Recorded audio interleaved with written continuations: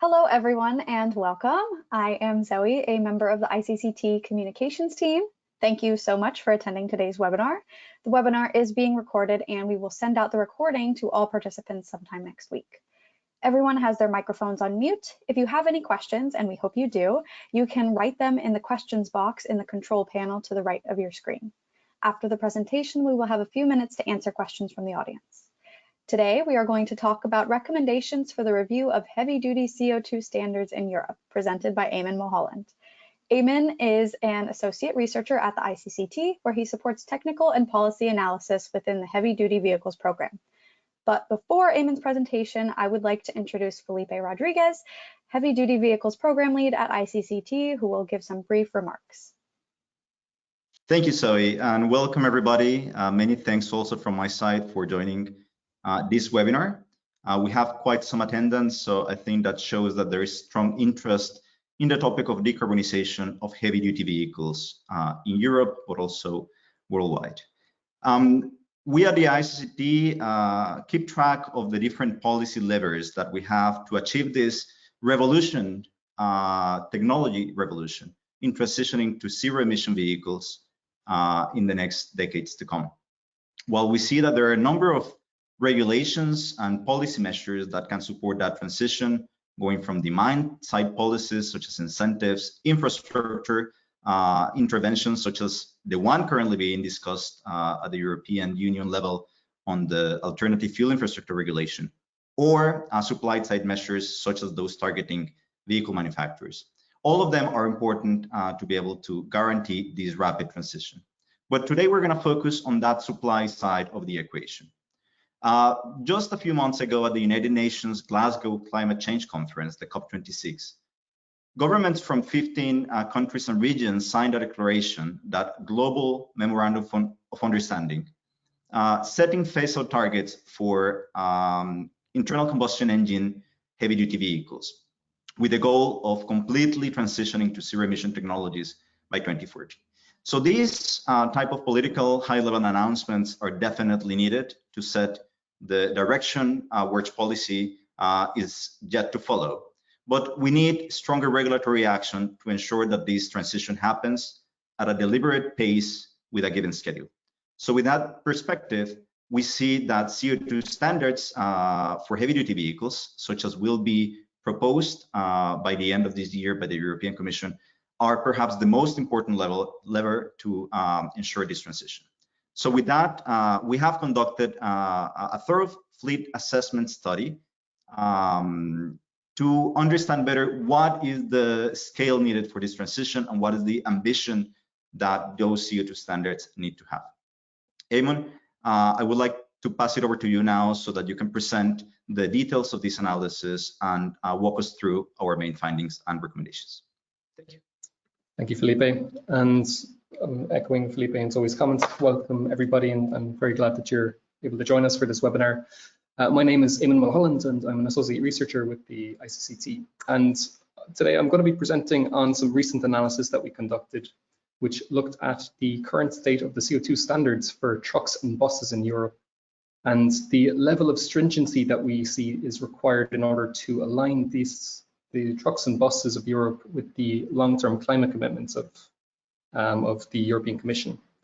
So the issue is relatively straightforward with heavy-duty vehicles. They comprise just 2.5% of the road vehicle stock in Europe, but they make up tenfold that in CO2 emissions. They make up over 1/4 of CO2 emissions from road transport. And of those emissions, not everything is currently regulated. So roughly about 3/4 of emissions in the heavy-duty vehicle sector are regulated. And this covers things like rigid body trucks or tractor trailers, but we still have 1/4 of these vehicles are unregulated. That's from light trucks like big vans, from buses, and from vocational vehicles like construction trucks. So the CO2 standard in its current form, it requires a 15% reduction in these regulated vehicles by 2025 and a 30% reduction by 2030. So the big problem that we're facing is that activity of road freight has been increasing at a tremendous rate across the EU. So since '95, there's been a 60% increase in the level of road freight activity, which is vastly outpacing that of passenger cars or buses and coaches. Passenger cars, about half that, increasing by about 30%. And so then the very bad news is that this rate of activity is expected to increase even further. So projections coming from the European Commission's Energy Systems Model Primes has projected that the level of activity from road freight is going to increase by roughly 30% by 2030 and a little bit over 50% by 2050. So on one hand, you have CO2 standards for most of the trucks in Europe requiring a 30% reduction in 2030. But on the other side, you have an increase in the level of activity by about 30% by 2030. So you don't need to have a very complicated energy systems model to understand that the climate benefits from the CO2 standard are largely being offset by this increase in activity. So we ran this in our in-house stock simulation model roadmap to look at what the level of increase in CO2 emissions is going to be. And under this standard at the moment, there is a slight reduction in these early years, partly driven by the CO2 standards, but also driven by the reduction in activity due to the pandemic. And out to 2050, we project that the current trajectory that we're on is an 8% increase in emissions relative to 2019 for trucks and buses. Now, on the other hand, the European Commission has set the long-term target to reach net neutrality, net zero emissions by 2050. So that's all kind of on the bad side. On the good side is that the European Commission, when it wrote the CO2 standards into regulation for trucks and buses, it added the clause that the standard must be reviewed at the end of 2022. And it needs to ensure that the standard is putting trucks and buses on a pathway that complies with the long-term climate commitments of the European Union. From this, it's quite clear that we're currently not on track to reduce our emissions, and it's very clear that the level of the stringency of this standard needs to be increased. So that's where this analysis really comes in. We looked at what kind of pathway we're on at the moment, what pathway we need to get on in order to reduce our emissions in line with the long-term commitments of the European Commission, as well as how can we get there, how can we revise the standard in order to get to this point. So across the transport sector, it's a little bit complicated because you have varying sectors with varying degrees of propensity towards decarbonization. So bearing that in mind, the European Commission set the goal to reduce the emissions by 90% for the transport sector by 2050. So this means that it's a way of saying that aviation and navigation, for example, are very difficult to decarbonize. It'll be hard to get them to net zero, so it'll have to be offset by net negative CO2 technologies in the future. So then this is setting up the target basically for what we need to achieve in order to comply with the European Commission's goal of reaching net zero emissions by 2050. So in order to understand the role that trucks and buses need to play in achieving this 90% reduction target, we looked at all of the other targets that are currently in place for the remaining sectors of transport. So, for example, in the Sustainable and Smart Mobility Strategy, the target has been laid out that by 2050, nearly all cars and vans need to be zero emission. And then under the Fit for 55 proposal, the target was laid out that between 86 and 88% of the total transport fuel mix of maritime transport will be coming from renewable and low carbon fuels. And then for aviation, the difficult one to decarbonize, the target has been laid out, and similarly with the Fit for 55 proposal, the reduction target of a 63% reduction or 63% penetration of sustainable aviation fuels by 2050. So then the big question is, if we are to achieve all of these individual goals, what chunk of this per se carbon budget is left for trucks and buses? And the answer is it's a staggering 98% reduction that we need to achieve from heavy duty vehicles in Europe in order to comply with the long-term commitment of achieving this European climate law of achieving net zero emissions by 2050. So in a sense, that's setting up the goalposts of what we need to achieve. And then we looked at in this analysis of how can we get there, what can we do to achieve a 98% reduction in trucks and buses across the EU by revising the CO2 standard. So we looked at 4 different scenarios. The first scenario, I've already shown some of the results, which is our adopted policies, where we simply modeled the current CO2 standard, requiring a 15% reduction in emissions by 2025 and a 30% reduction in emissions for new regulated HGVs by 2030. We assume that there's a slight uptake of zero emission vehicles until 2030 and then a gradual takeoff of their deployment thereafter. We modeled the ambitions of the Sustainable and Smart Mobility Strategy. Now, this strategy was put in place with the intention of aligning the transport sector with the long-term climate commitments of the European Union. And the goals that were put in place for HGVs were that by 2030, we should have 80,000 zero emission trucks in place, that nearly all buses on the road should be zero emission by 2050, and that nearly all trucks sold in 2050 are zero emission. Now, it's quite clear just from these targets alone that if we're only just phasing out the internal combustion engine by 2050, then it's not going to bring us a full reduction of this 98% that we need. The third scenario we looked at is the long-named manufacturer line zero emission target scenario. And very simply put, this scenario looked at the deployment targets set out by major heavy-duty vehicle manufacturers in Europe and modeled if each of these manufacturers were to achieve these targets. And this one is of particular interest because the landscape for zero emission trucks and buses has changed tremendously since the genesis of the CO2 standard. So back when the CO2 standard was brought in 2019, there wasn't much movement towards zero emission vehicles. But in the last 3 years, all of the major truck manufacturers have announced deployment targets, which I'm showing up here. Most significantly was a joint pledge with ASEA that all of these manufacturers made, pushing forward to phase out the sale of fossil fueled trucks by 2040.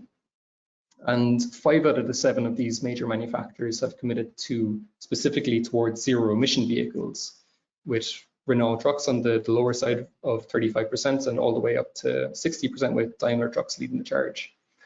So in this scenario, we modeled if each of these manufacturers were to achieve the planned deployment targets that they have, that I'm showing here, and what level of reduction that we would achieve from that. And then finally, the last scenario that we looked at was the European climate law scenario, which was what level of zero emission vehicle deployment would really be necessary to reach this 98% reduction in emissions by 2050. Now, there are 2 main compliance levers that manufacturers can draw upon in order to achieve the CO2 standard. That comes from the efficiency improvements of the internal combustion engine and increasing the zero emission vehicle adoption rate. So for each of these scenarios, that meant that we needed to have underlying assumptions for each of these two compliance levers. So for the adopted policies, we said that there's not going to be that many zero emission vehicles on the road by 2030. So we assumed that the efficiency improvements were going to improve in line with what is necessary to reach this 15% reduction in 2025 and 30% reduction by 2030. And then for all of the other scenarios, we assume that all vehicles are subject to a 3% annual efficiency improvements. And we came up with this 3% by looking at the impact assessment of the CO2 standard in its current form, looking at what has been deemed as necessary and cost effective to be achieved by manufacturers. So we applied this across the board for these 3 remaining scenarios.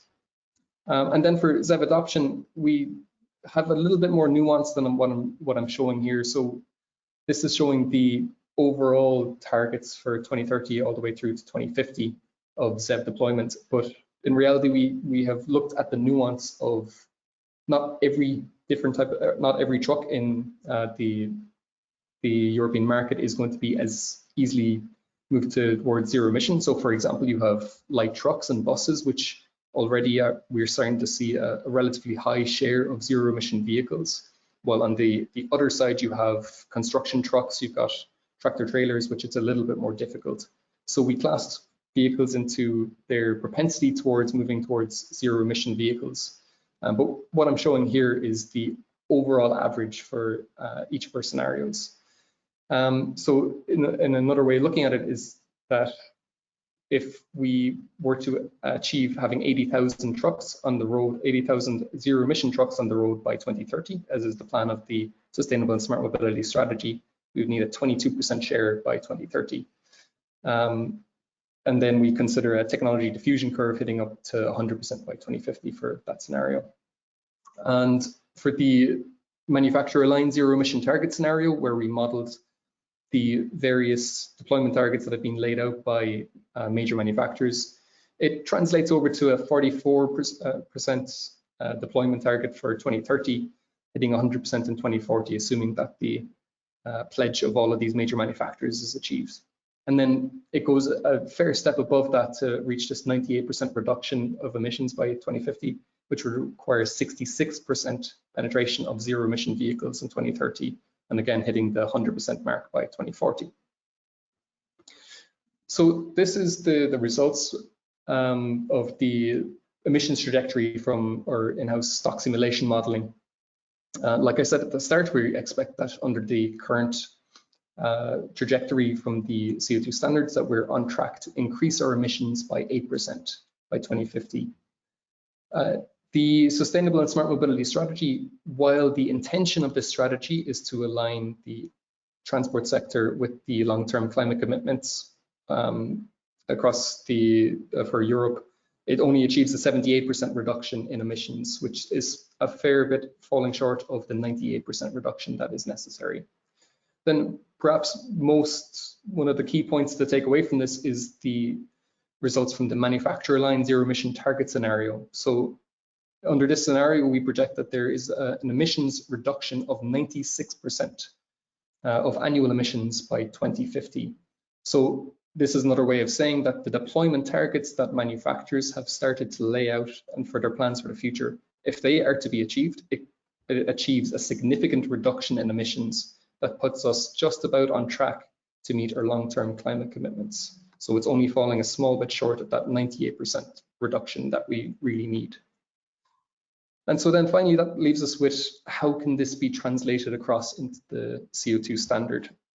So the CO2 standard is relatively complex by its nature. So we modeled all of the different mechanisms that are in place. We have looked at the elements such as the mileage and payload weighting factor. There's an incentive that's in place for zero and low emission vehicles. So we looked at all of these individual elements and modeled how that translates across for these 4 scenarios that we looked at.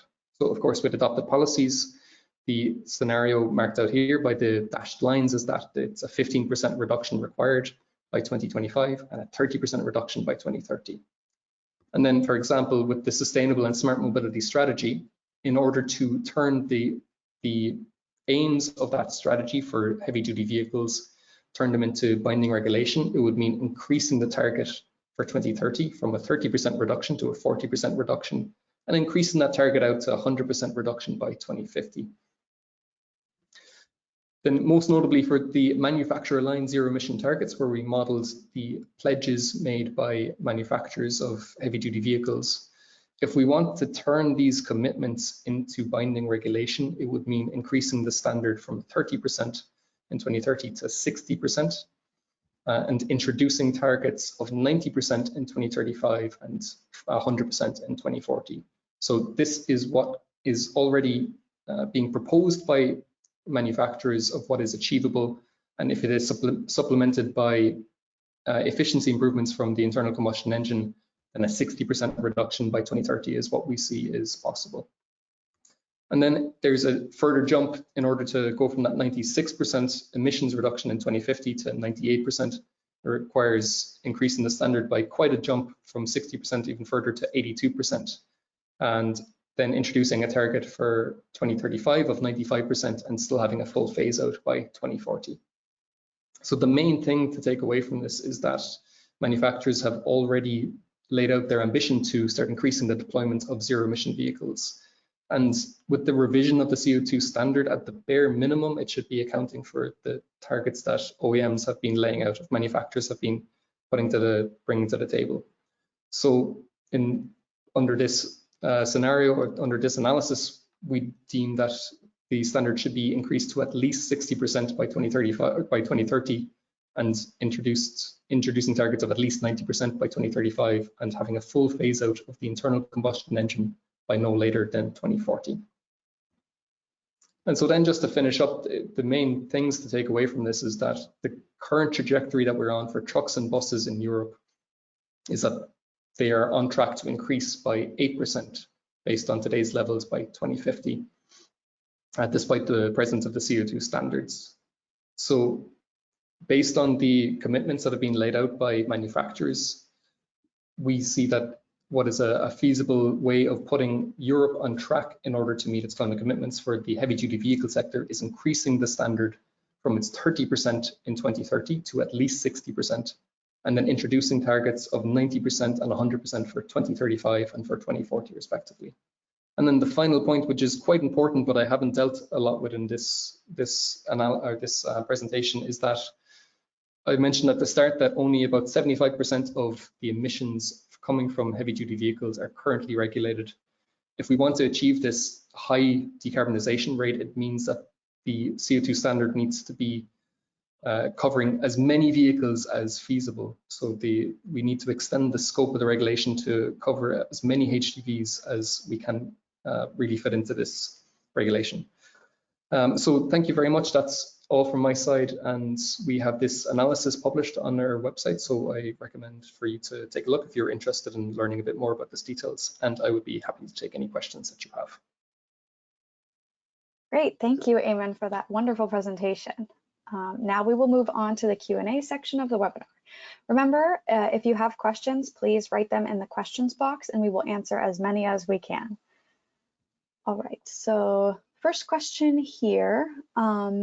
There is a certain level of uncertainty surrounding the future market for zero-emission trucks and what will be the final powertrain mix. Have you given consideration to the expected share of battery electric versus fuel cell, for example?